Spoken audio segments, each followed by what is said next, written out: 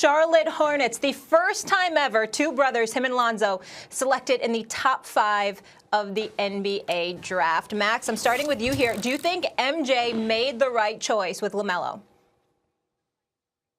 Well, based on his track record, I can't imagine that he did. And let me just say, I wish LaMelo Ball the best. I think he reminds me a lot of his brother, only more ambidextrous, an even better passer, which is hard to be than Lonzo Ball. Really has star potential. He really does, based on what I've seen on, like, YouTube and stuff, right?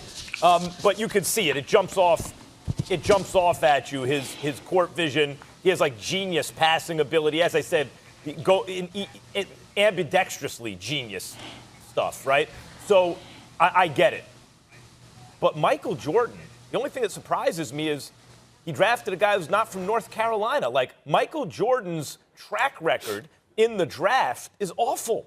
Jordan, the surprising thing is Michael Jordan is the Michael Jordan of bad owners. He's the greatest athlete in the history of world sports. And he's been awful in terms of identifying talent and then cultivating it once it's on the team. Like, what's he ever done? They're perpetually bad. So I'm rooting for LaMelo Ball. I see where the potential is, although his shot, from what I've seen, looks broken like his brother's. And he's not a defender. And he is not the most explosive athlete. So that's a lot of stuff to be worried about right away. And it's probably the reason, the things I just mentioned, he didn't go first, because there's some stuff that jumps out at you. The biggest damning thing about LaMelo is that Jordan is the guy who took him as high as he did. He's been 0 for a billion, basically, as owner of the team. For me, listen, I like the pick. I know that during COVID, obviously, you're not anticipating having fans in attendance, but let's face reality. LaMelo Ball, at least at this particular moment in time, is box office, his court vision. His basketball IQ is considered to be up there. He's 6'7", long wingspan. He anticipates things defensively. I think he needs to work on his shot. We understand that. And with Devontae Graham playing the way that he played last year, it could be something that could really, really work out for them. The question is going to be about Terry Rozier, who just arrived there last year in the sign and trade, and it was supposed to be his franchise. That's definitely not going to be the case now. It's going to be LaMelo Ball's until further notice, at least eventually. What I would say to you is this.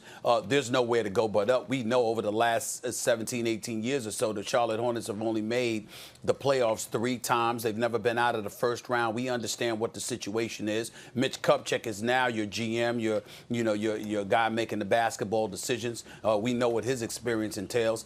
So we'll see how that pans out.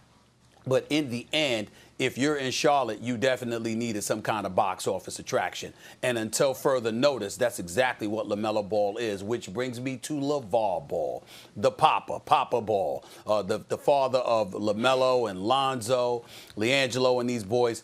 Give credit where credit is due. He's got 2 of his sons drafted in the top 3. And who were the people who drafted them? Irvin Magic Johnson and Michael Jordan. This man has taken a lot of hits over the years, but let's call it what it is. Clearly loves his kids and clearly did a great job of marketing who they are and what they potentially bring to the table, because 2 of the greatest players that have ever played the game of basketball are responsible as franchises for overseeing the draft picks of 2 of his sons, both in the top 3. Lonzo number 2, LaMelo number 3. So I definitely think you got to give LaVar Ball some chops, even though he doesn't want that one-on-one matchup he proclaimed the one against Michael Jordan. Michael Jordan will still give it to him. We'll see. But in the end, in all seriousness, I like the pick for LaMelo because they keep talking about his playmaking ability and the box office appeal that he has. I think Charlotte needs something like that, and I understood where they were coming from. Stephen A., first and foremost, let me go back to the last segment. I owe you an apology. I'm tripping. I'm on 2 hours of sleep. I don't know why I thought for a second Andrew Bogut talking about shooting. That was wrong. I meant to say more like a playmaker with setting screens and things of that sort. That's on me. Moving forward. All right. I will say this about LaMelo Ball. No, it happens, man. I'm on 2 hours of sleep, but it's all good. I think one of the things I like about LaMelo Ball, because I always haven't been on the train with LaMelo Ball. But one of the things I've been seeing from him is that there's something to be said about a guy being the third brother, right? There's something to be said about watching the way Lonzo treated him growing up, the way LiAngelo bullied him body-wise, physicality-wise growing up. And I would say that the style in which he plays, there is no better playmaker in the draft than LaMelo Ball. Being 6'7", the things he could do with the ball, I think, are outstanding. Now, there's a lot that comes along with that, but as Stephen A. alluded to, like, you have to put fans in the seats. At this juncture, I mean, he has 600,000 more IG followers than Zion Williamson. That's not the reason you draft him, but there's a lot that comes along with the high ceiling of the potential of LaMelo Ball. And look, Terry Rozier, you talked about him. That was Devontae Graham's team last year. You felt that. You saw that. So now you add playmaking ability to that. I felt like that was the right move for Michael Jordan. I felt like that was the right move for LaMelo Ball. And granted, it's a smaller market team, but I think LaMelo Ball is going to shine. I still think he is probably the best pro prospect there was in this draft. Hey, Max, before you chime back in here, Jay, let me give you. Hold on, Max. I'm going to give it to you.